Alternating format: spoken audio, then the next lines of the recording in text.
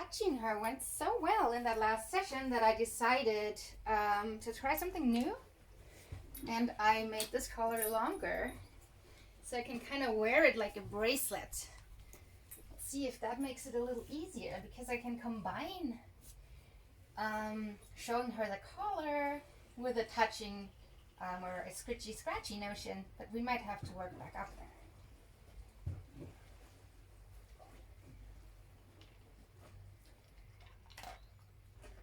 So now it's less like a separate object and more like something I'm wearing, like more like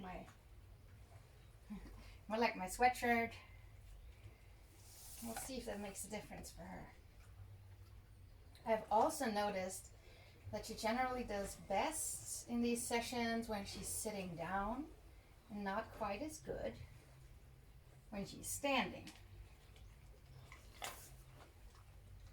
And I think part of that is simply because it's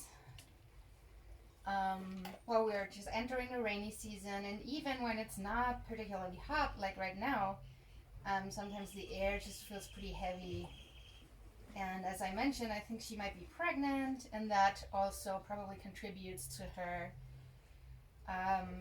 just being more rooted in place and when she sits than when she stands. So once you're sitting down, it takes quite some effort to get back up. So you might just decide to remain sitting unless you have a really good reason to get up. When she's standing, it's easier for her to move. So in general, it's the case that when we need a dog to wait somewhere, it's usually easier or easiest to put them in a down stay. And the sit stay is,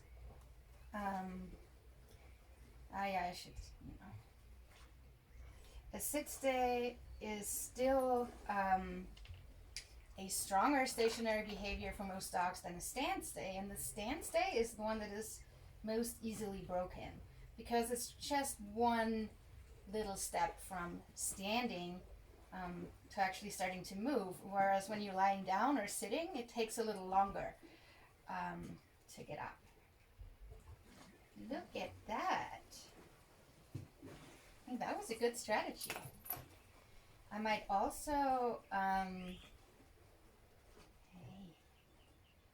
go back and forth between touching her without this collar and touching her with this collar on. We'll see. Because you can still see there's this, like, it's almost imperceptible, but there is a little bit of a weight shift when I move my collar hand towards her head. And we didn't get that same weight shift when I was just touching her without the collar. Okay. Although we just might get to our goal like this. I like it. This is nice. I really like this collar because it's huge. You can it would fit a Great Dane, I think. But you can also make it short enough to fit a Border Collie. Or this little girl here. Yeah.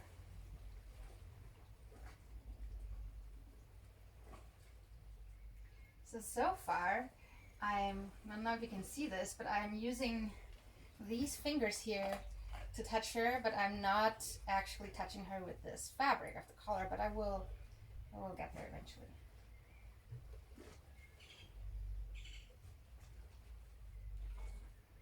Heavy eyelids, and also kind of looking at my kibble hand rather than me.